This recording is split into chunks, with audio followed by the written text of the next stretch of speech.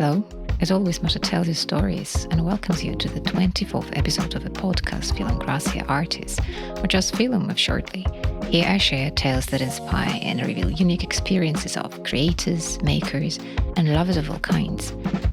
I hope you find this program interesting, whether you practice art or simply enjoy learning about how textile stories time, memories, and words. Today I would like to begin with a poem by Osip Mandelstam, written on the 3rd of May, 1931. Preserve my words forever for the taste of smoke and bad luck, for the resin of the circle of patience, for the conscientious labor of the tar. As the water of Novgorod wells should be sweet and black, so that by Christmas there will be reflected within it a seven-finned star. And for that, my father, my friend, and my rue helper, I, you an acknowledged brother, an outcast in the family tree, promise to build such thick dark shelters so that Tartars could lower princes in them into the sea. If these cold executioner's blocks would only give me love, as throwing a bat when playing a garden game, your aim at death, for these I'll wear a shirt of iron on my life, and for that my patron execution in the woods I'll find an axe. The fragment I have just read is often translated as preserve my words forever or save my words forever, given the circumstances in which Mandelstam lived and worked. It sounds almost like a manifesto. As censorship tightened in the Soviet Union, many of Mandelstam's poems could no longer be printed. Instead, they survived in memory, passed from person to person, learned by heart, and recited in private. Under such conditions, preserving words became an act of resistance. Every word in the poem seemed to record a moment of lived experience, like a tapestry of life in which every stitch bears witness to labor, endurance, and memory. What fascinates me is how strongly the poem invites textile reading. Mandelstam's imagery is tactile, material, and handcrafted. He doesn't speak of inspiration, genius, or beauty. He speaks like a maker. Resin, tar, patience, labor, shelters, and iron shot. These are not abstract concepts. They are material and tools. They belong to the world of making. Mandelstam's words are asking not to rule, but to survive. And that is something textile understands remarkably well. Handmade textile often survives longer than the political regime under which it was created. Throughout history, court embroideries, tapestry workshops, and state-sponsored textile artists have produced visual propaganda. Their work celebrated kings, empires, military victories, revolutions, and ruling parties. Under monarchies and totalitarian regimes alike, textile workshops created banners, ceremonial garments, uniforms, and tapestries that reinforced official narratives. The artistry could be extraordinary, yet the work ultimately served power. The rewards were considerable: patronage, visibility, protection, and official recognition, yet there was also a cost. The work often became inseparable from the ideology it served.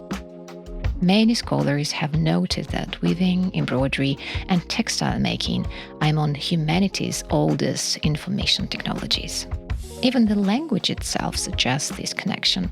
The words text and textile both derive from the Latin texere, to weave.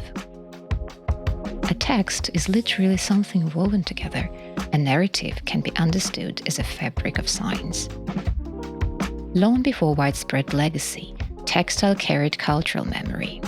They communicated clan identities, religious beliefs, genealogies, political allegiances, social status, and regional knowledge. A woven pattern could communicate belonging as effectively as written language. If a poem is woven from woods, then an embroidery may be understood as a poem woven from thread. The question then becomes, what kind of memory is being woven? Political theorists often distinguish between language that serves power and language that preserves reality. George Orwell argued that political language tends to become formulaic. In his essay Politics and the English Language, he suggests that political speech often aims to make lies sound truthful, violence appears respectable, and complexity disappears. He posits a cyclical relationship. Sloppy language facilitates foolish thoughts, which in turn produce even uglier language.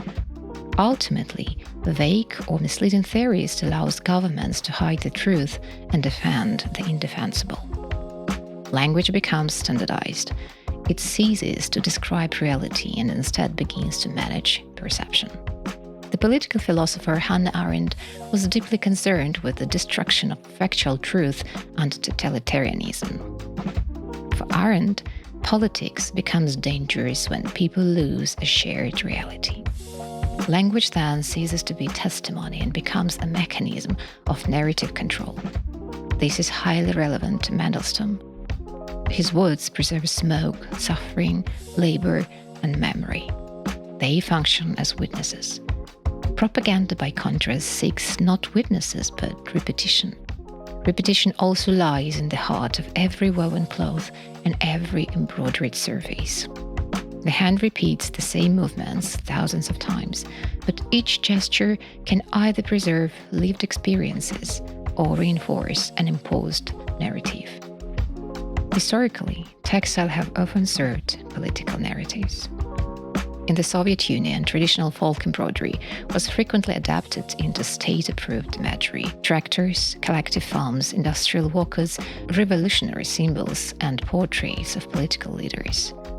The craft remained, the language changed, the stitch no longer preserved local memory, instead, it transmitted state mythology. Yet, textiles have also served a very different purpose. During the dictatorship of Augusto Pinochet in Chile, women created epic textile works known as arpilleras. These works documented disappearance, poverty, state violence, and everyday suffering. When public speech was restricted, cloth became testimony. The textile carried truths that official language excluded. This is remarkably Mandelstamian. The cloth preserves the taste of smoke and bad luck. Likewise, the AIDS Memorial Quilt records lives and losses through fabric. It preserves memory against erasure. Once again, thread becomes witness. If we look around us today, however, we may still find artists who are attracted to belonging to what is often called the majority. They borrow the language of tradition, its images, crafts, and historical references, yet they detach these elements from the experiences that originally gave them meaning. What remains is not memory, but a carefully constructed image of belonging. Why does it happen? The answer is rarely simple. Sometimes it is profit, sometimes it's visibility, sometimes it's safety, and sometimes it's the deeply human desire to belong. Psychology offers some insight here. Human beings possess powerful needs of belonging, status, certainty, and recognition. Propaganda often satisfies these needs. It offers a ready-made story, clear heroes and villains, moral certainty and social approval.